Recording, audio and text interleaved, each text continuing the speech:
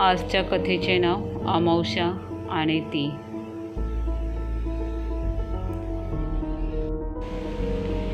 लहानपणी गावी जायला सगळ्यांनाच आवडतं, त्यात मी एक होतो. शाळेच्या परीक्षा संपल्या की मी मे महिन्यात महिनाभर गावी जायचो. उन्हाळायचो, बागडायचो. विशेषतः म्हणजे रानात जायचं.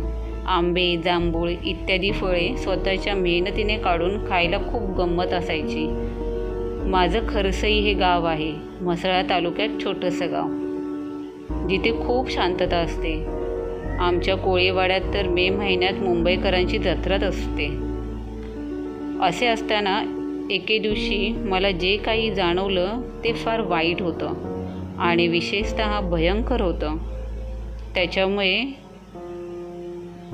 मी जवळपास 7 वर्ष गावीच गेलो नाही. सुमारे 2010 साली माझी 10वीची परीक्षा झाली होती आणि सालाबादप्रमाणे याही वर्षी मी गावी जायचं ठरवलं आणि फार काही विचार न करता माझ्या आईवडिलांनी गावी जायची मला सहमती दिली. आमच्या गावच्या घरात माझी आजीशिवाय बाकी कोण राहत नव्हतं. आमचं घर म्हणजे काही मोठा महाल वगैरे नव्हता, पण किमान 5 ते 7 खोल्या आहेत. त्यात 5 वेगळी दरवाजे आणि विशेषतः रात्री जेव्हा लाईट जायची ना, तेव्हा मला खूप भीती वाटायची. एकदा असंच झालं.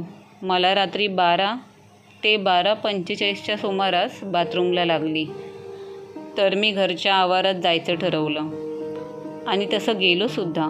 एरवी पहाटे आवारातली झाडे झुडपे खूप सुंदर दिसतात आणि आता मात्र रात्र होती.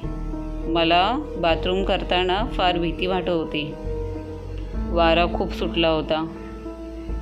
त्यात रातकिड्यांचा आवाज मला असह्य नकोसा वाटत होता.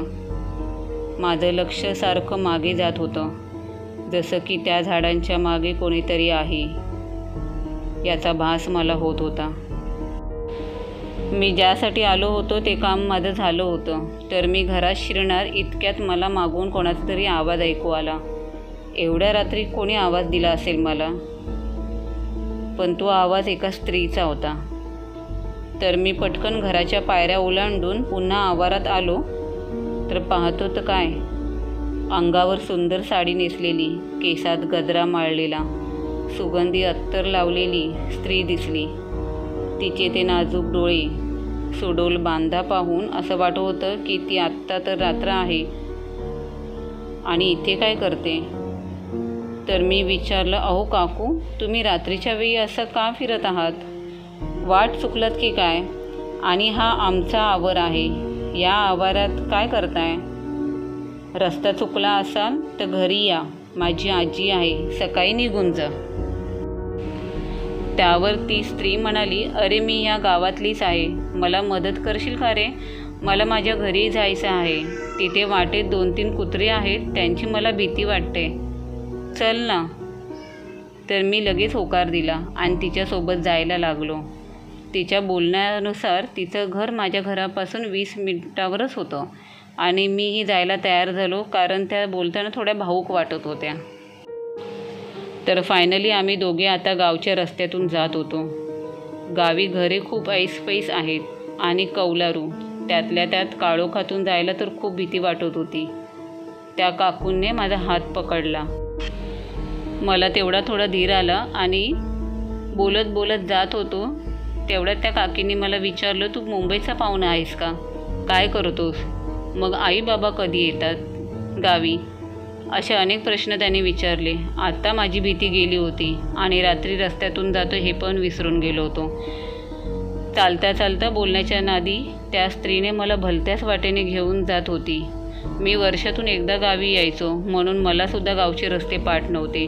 मी त्या काकूंना विचारलं की तुम्ही गावी काय करता, म्हणजे शेती आहे की बिझनेस? त्यावर उत्तर खूप भयानक मिळालं, मी काहीच करत नाही, फक्त फिरत असते. थोडा वेळ डचकलो.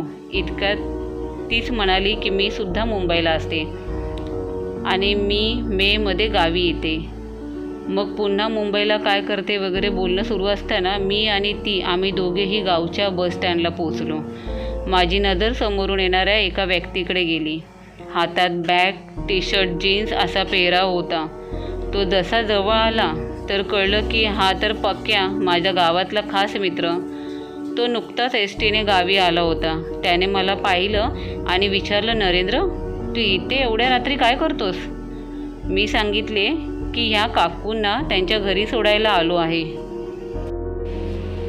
आणि बघतोय तर काय, तर त्या काकू म्हणजे ती स्त्री माझ्या आजूबाजूला नव्हतीच. अशी कशी ती कुठे गेली? मागे थांबले की काय, या विचाराने मी आणि पक्या जवळपास त्याच जागी 30 ते 45 मिनटं थांबलो आणि शेवटी निघालो. पण घरी जाता जाताना मनात खूप शंका आणि प्रश्न उपस्थित होत होते. एवढ्यात कुठेतरी लांबून कोणीतरी किंचाळण्याचा आवाज आला. आम्ही मागे पाहिलं तर दूर एका ठिकाणी ती स्त्री रस्त्याच्या बाजूला असलेल्या विहिरीजवळ उभी राहून किंचाळत होती. आता तिचा चेहरा मात्र खूप भयानक झालेला दिसला. तिचे पाय दिसत नव्हते आणि मध्येच वाचलास वाचलास अशी बोलत होती. तिचं ते भयानक आणि विलक्षण रूप पाहून मी आणि पक्या जीवाच्या आकांताने धावत धावत गावच्या वेशीमध्ये आलो आणि सरळ माझ्या घरी आलो.